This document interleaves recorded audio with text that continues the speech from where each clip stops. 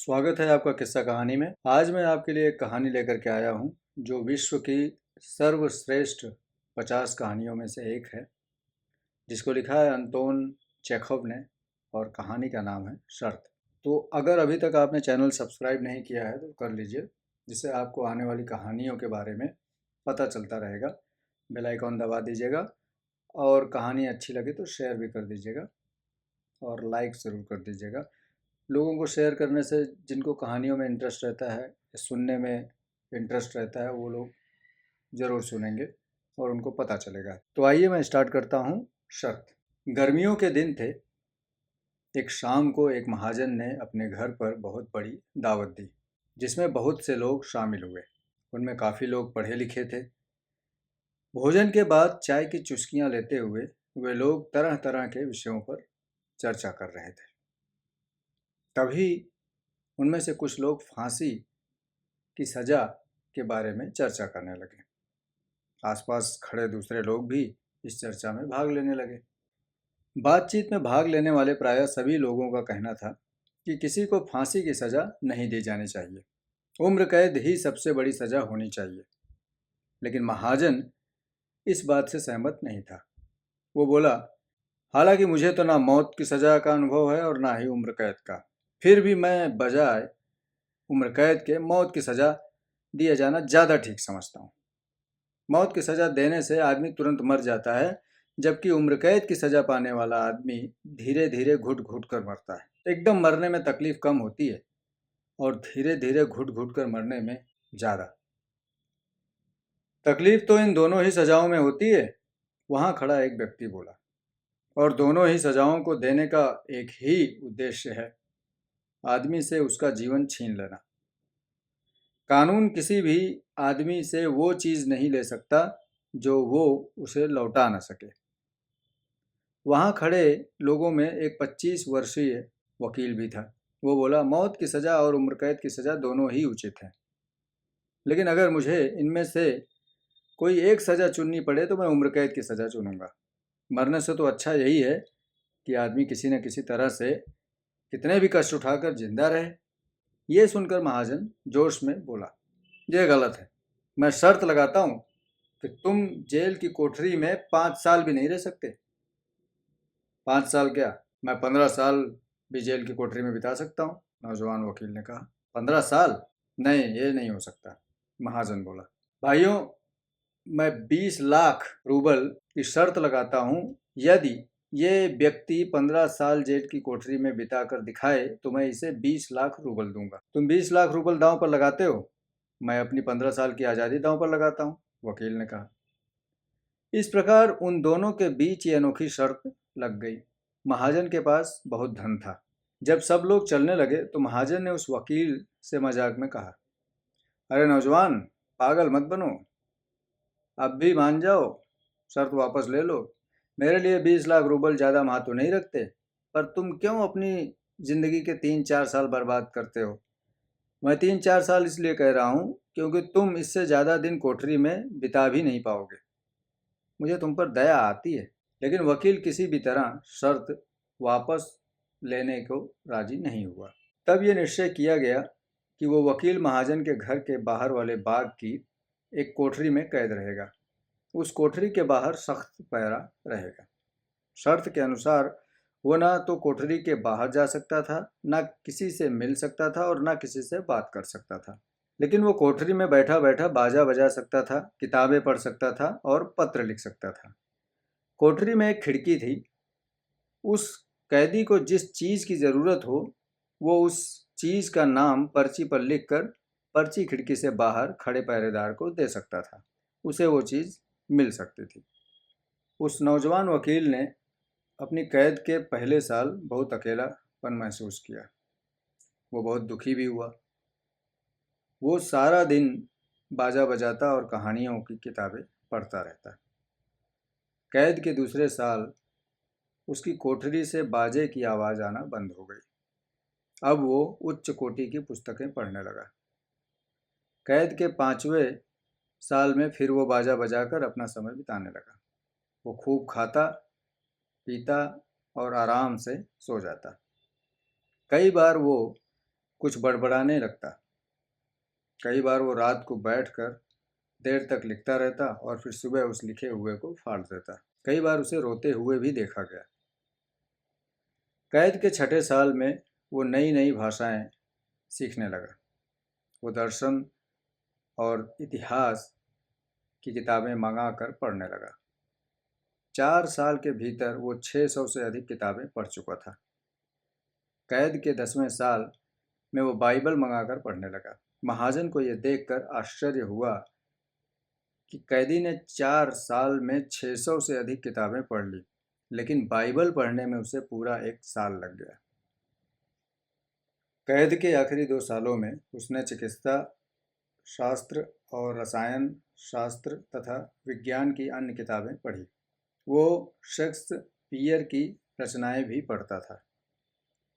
आखिर उसकी रिहाई का दिन आ गया।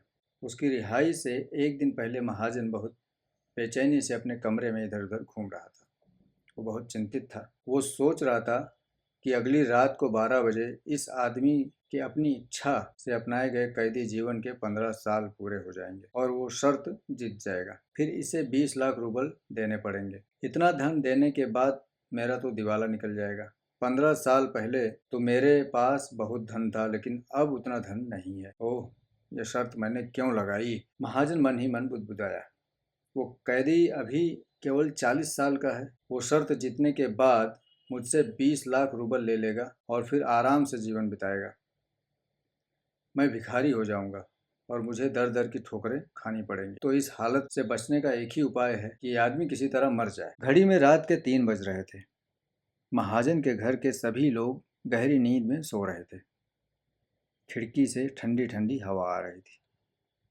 महाजन ने धीरे से अपनी तिजोरी खोली और उसमें से कोठरी की चाबी निकाली। 15 साल तक तिजोरी में पड़े पड़े चाबी में जंग लग गई थी। फिर उसने अपना लंबा कोट पहना और घर से बाहर अपने बाग में आ गया। बाग में अभी अंधेरा था। ठंड भी बहुत पड़ रही थी। कुछ बूंदाबांदी भी हो रही थी। तूफानी हवा से पेड़ भी जोर जोर हिल रहे थे। महाजन ने तेज आवाज में पहरेदार को पुकारा, पर उसे कोई जवाब नहीं मिला। खराब मौसम देखकर पहरेदार रसोई घर के पास जाकर सो गया था। यदि मैं इसकी हत्या कर दूं तो लोगों का शक पहरेदार पर ही जाएगा और मैं साफ साफ बच जाऊंगा, महाजन ने सोचा। वो धीरे धीरे चलता हुआ कोठरी के पास पहुंचा। उसने कोठरी की खिड़की में से भीतर झांका। वहां एक मोमबत्ती जल रही थी। वकील एक मेज पर सिर टिकाए सो रहा था। उसके पास ही 2 कुर्सियां रखी थी। मेज पर खुली हुई किताबें पड़ी थी। महाजन ने यह देखने के लिए कि वकील गहरी नींद में सो रहा है या नहीं, खिड़की खटखटाई, पर वकील के शरीर में कोई भी हरकत नहीं हुई। तब महाजन ने धीरे से कोठरी का ताला खोला और कोठरी के भीतर घुस गया। कोठरी के भीतर एकदम सन्नाटा था। महाजन ने मेज पर सिर टिकाकर सो रहे वकील की तरफ देखा। वो दूसरे लोगों से बहुत भिन्न लग रहा था। बहुत कमजोर हो गया था। उसकी खाल भीतर खिंच गई थी। उसके बाल सफ़ेद हो चुके थे। उसकी दाढ़ी छाती तक लटक रही थी। गाल भीतर धंस गए थे। कमर झुक गई थी। आज उसके दुर्बल चेहरे को देखकर कोई नहीं कह सकता था कि वो केवल 40 साल का है।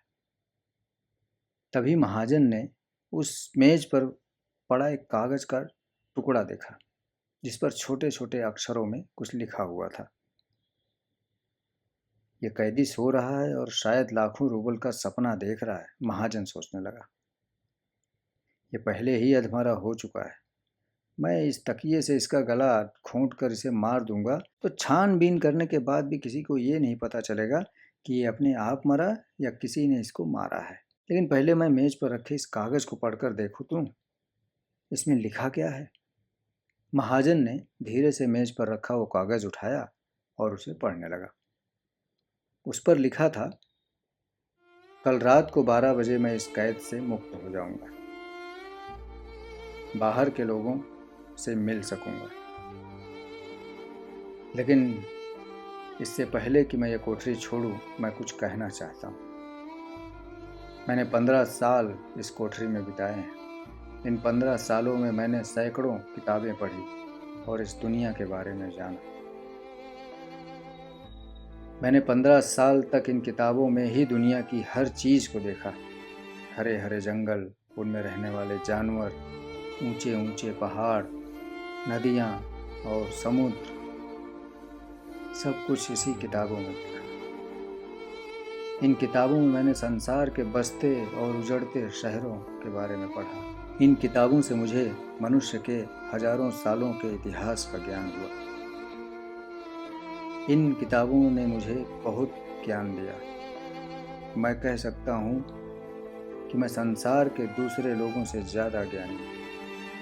मैं जान गया हूँ कि संसार की हर चीज़ झूठी है, खोखली है और केवल दिखावटी है। धन से सुख और शांति नहीं मिल सकती। जिसके पास जितना ज़्यादा धन होता है वो उतना ही बेचैन रहता है।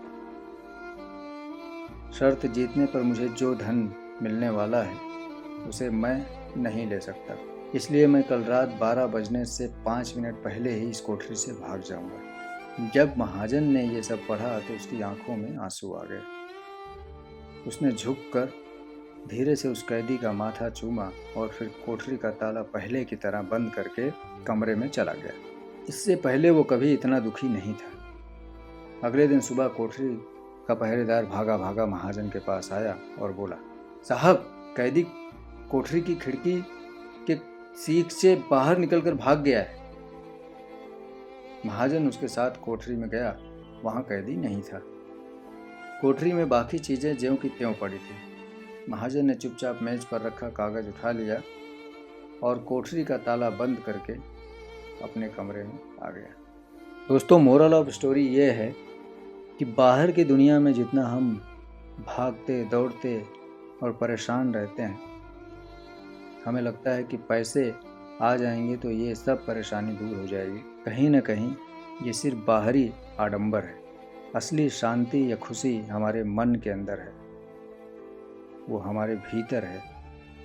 उसे हमको पहचानना होगा और वो तभी मिलेगी जब हम खुद को, अपने आप को पहचान पाएंगे। ये कहानी कैसी लगी ज़रूर बताइएगा लिखकर, और लोगों को शेयर करिएगा, शायद उनको अच्छी लगे। ये थी वर्ल्ड की सर्वश्रेष्ठ कहानियों में से एक कहानी। तो आगे फिर लेकर के आऊँगा दूसरी कहानी। तब तक के लिए अपना ख्याल रखिए। मिलते हैं जल्दी। धन्यवाद।